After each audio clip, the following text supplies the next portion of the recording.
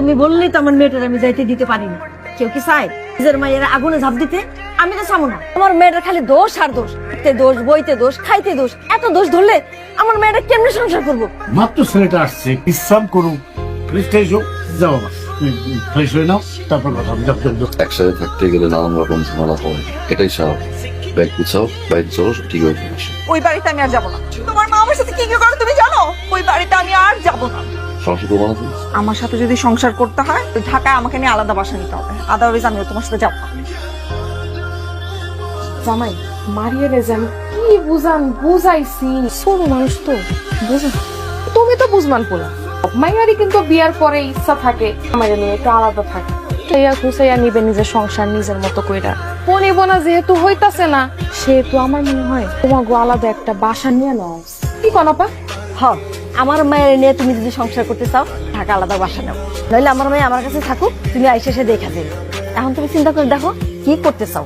যদি থাকতে হয় তোমার সাথে থাকবে, আর যদি থাকতে না পারে বাপের বাড়ি যাবো। তোর বউ যদি বাপের বাড়ি থাকে তাহলে তো পাড়াপড়শি ভালো কইব না, তোর চাচারাই তো তোরে সবার আগে মন্দ কইব। বাবারে, ও যদি তোরে নিয়ে আলাদা বাসায় থাকতে চায় তুই তাই থাক। যদি আমার আলাদা বাসা নিতে হয়, আমি তোমার নিয়ে বাসা নেব। তুমি ছাড়া আমি ঢাকায় কোনো বাসা নিব না। তোর বাবা তো এই ভিটাতেই মারা গেছে। তোর বাবা মারা যাবার পর আমি কিন্তু এই ভিটা ছাইরা এক রাইতের লাগেও কোথাও গিয়ে থাকতে পারি নাই, থাকি নাই। আমার ভালো লাগে না। আমি মা হিসাবে তোরে অনুরোধ করি, তুই বউরে নিয়ে আলাদা বাসা নিয়ে থাক। 2 দিন পরে দেখবি তোমার একদম ঠিক হয়ে গেছে। আমি চাই তোরা সুখে থাক বাবা। আব্বা আমার জন্য না অনেক মন খারাপ হইতেছে। আব্বা আম্মা তো আমাদের সবকিছু এত সুন্দর করে সাজাই দিল। তোমার কি মনে হয় তাদেরকে একবার আসতে বলা উচিত না? আসতে বলবো মানে? আসতে বলো মানে কি? আমি বলবো কেন? তোমার কোনো দায়িত্ব নাই? তুমি ফোন করো, ফোন দাও। আসসালামু আলাইকুম, বাবা ভালো আছেন? ভালো আছি, তুমি কেমন আছো? আলহামদুলিল্লাহ। ভাইয়া চাচ্ছিল কি, আমি চাচ্ছিলাম কি যে বাসা তো সবকিছুই গুছগাছ করলাম, আপনি মা সবাই যদি আসতেন তাহলে ভালো হতো না? অবশ্যই আসবো, তোমরা সবাইকে নিয়ে আসবে। হ্যাঁ, ভালো থেকো, ঠিক আছে? ওয়ালাইকুম আসসালাম। আমি তো আসতে না করি নাই। বাসায় তো রুম আর 5টা না, বাসায় রুম 3টা। আম্মা আসতেছে, আব্বা আসতেছে, মামি আসতেছে, মামা আসতেছে, সবাই একসাথে। তোমার আম্মা কই থাকতে বলো? তারা ঘুরে যাক, এত আসতে বলো।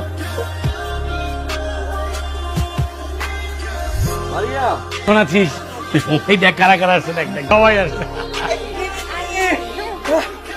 কেমন আছিস? বাহ, খুব সুন্দর হয়েছে। বসেন না মামা। খুব সুন্দর সাজিয়েছে না? শোনো মারিয়া, টাকা পয়সা বেশি বেশি করে সেভ করবা, আটকায় রাখ। পুরুষ মানুষ আইজ আছে কাইল নাই, তাই না ভাবি? সেভিংস করবো কেমন? যে 20 তারিখে স্যালারি টাকা সব শেষ হয়ে যায়। টিপিএস কোর্স নাই? টিপিএস করবো কেমন? যেই মাসেই বলি বলে এই মাসে না পরের মাসে। আল্লাহ জানে কিভাবে সব টাকা শেষ হয়। আমার তো মনে হয় মায়ের দিয়ে আসে। আমারও তাই মনে হয়। সারাটাক্ষণ খালি মা মা মা মা মা, সারাক্ষণ শুধু মার কথা।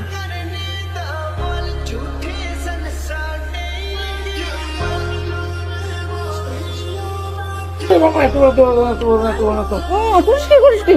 এত বড় মাছ দিস না। আমি খালি কিছু নয়। আমি এত বড় মাছ খেতে পারবো একা একা?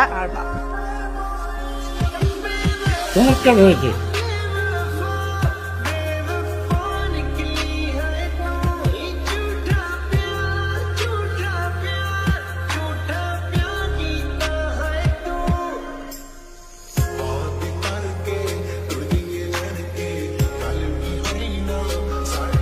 এটা করে দিলাম 22টা, ঠিক আছে? ভুলেও কিন্তু তুই এই বালিশে ঘুমাবি না। বালিশটা সব সময় এই পাশে থাকবে। তো বালিশে তুই ঘুমাবি, এই বালিশে জামাই ঘুমাবি। বিয়ের পর শ্বশুর হয়ে যায় নিজের বাবা, শাশুড়ি হয় নিজের মা। ঠিক আছে বাবাজি? না, আমার কিছু লাগবে না।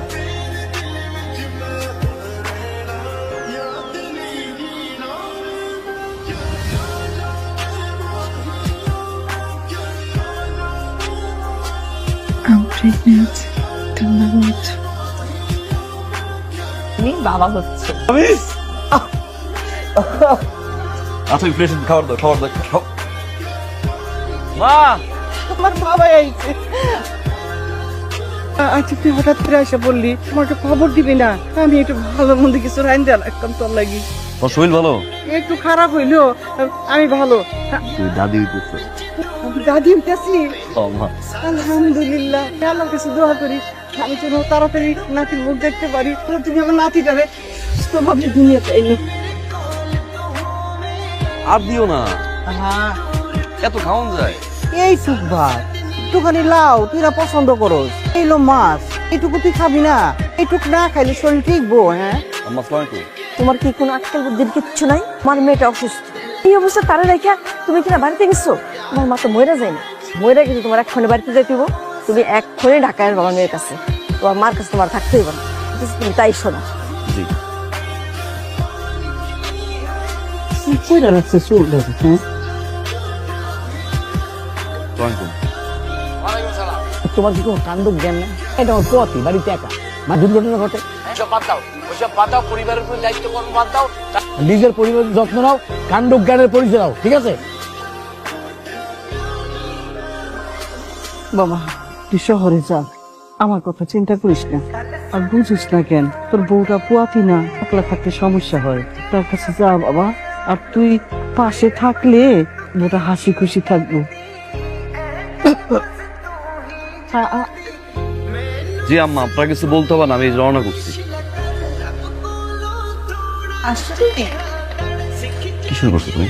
আমার কাছে গেছি, এতদিন পরে আমি আমার মার কাছে গেছি। তোর মামার কল, মেয়ের কল, ক্লার কল, বাবার কল, মায়ের কল। সমস্যাটা কি? সমস্যা কি বলতো একটু আমাকে বলো, সমস্যা কি? তুমি আমাকে এইরকম একটা সিচুয়েশনে রেখে তোমার বাড়িতে গেছো, আমার ফ্যামিলি মানুষ তোমাকে ফোন দিবে না? তুমি কি 7 মাসের প্রেগনেন্ট নাকি 6 মাসের প্রেগনেন্ট? আর 3 মাস হলো তো না, মাত্র কনসেপ্ট করছো তুমি। কোন সিচুয়েশন রাখছি আমি? বলো না, আমি কি সিচুয়েশন তোমাকে রাখছি? যা বলছো তাই তো করছি না। তাকে বাসায় নিতে বলছি গেছি আমি, তো মামা আসছে, মামি আসছে, বাবা আসছে, আমার কোনো আপত্তি নেই কিন্তু। আমার মা আসছে, তো বড় একটা বাসা নিছি আমি, সেই বাসার ভিতরে আমার মা এখন পৌঁছে আসে নাই। আমি গেছি একটা রাত আমার সাথে থাকতে, একটা রাত। আমি না তোমার সাথে আর সংসার করতে চাই না। আরে থাইকো না, তুমি যাও, থাইকো না। আমরা পুরুষরা খুব অদ্ভুত। পুরুষরা কখনো সফল হতে চায় বাবা মায়ের জন্য, কখনো সফল হতে চায় প্রিয় মানুষটাকে পাওয়ার জন্য। একটা সময় খেটে মরে স্ত্রী আর সন্তান, পরিবার, প্রিয়জনের হাসিতে হাসি, তাদের দুঃখে আবার কাঁদে। পুরুষ যখন নিজে বাঁচতে চায় তখন সময় থাকে। আমরা পুরুষরা বাঁচি অন্যের জন্য। স্বামী কি হতো তো সকালে?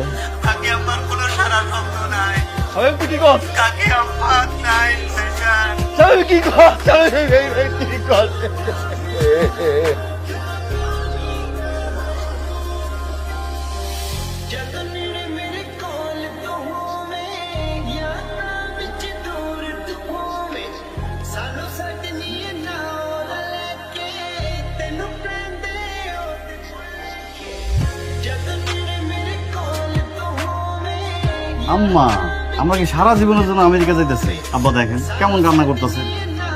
আম্মা, আব্বা, আপনাদের কি একলা মন খারাপ হয়? আমাদের মন খারাপ হয় না? আপনি এত টেনশন করছেন কেন? আমি আর আপনার ছেলে মিলে আপনাদের জন্য বেস্ট বৃদ্ধাশ্রমটাই খুঁজে বের করেছি। এখানে কিন্তু আপনাদের কোনো কিছুর কোনো সমস্যা হবে না। রুমে এসি আছে, এই যে আঙ্কেলরা আন্টিরা এখানে কত ভালো আছে। ওদের সাথে বসে গল্প করবেন, আড্ডা দিবেন, আপনাদের সময় কখন চলে যাবে একদমই বুঝতে পারবেন। দাঁড়ায় আছো কেন? চলো। আজকে থেকে 25 বছর আগে একটা মায়ের কোল দিয়া তার সন্তানকে তুমি টাইরা গেছিল। 20 বছর পর তোমার কোল দিয়ে তোমার সন্তানকে টাইরা গেছে। প্রকৃতির বিচার, ওই আল্লাহ ছাড় দেয়, ছাইড়া দেয়।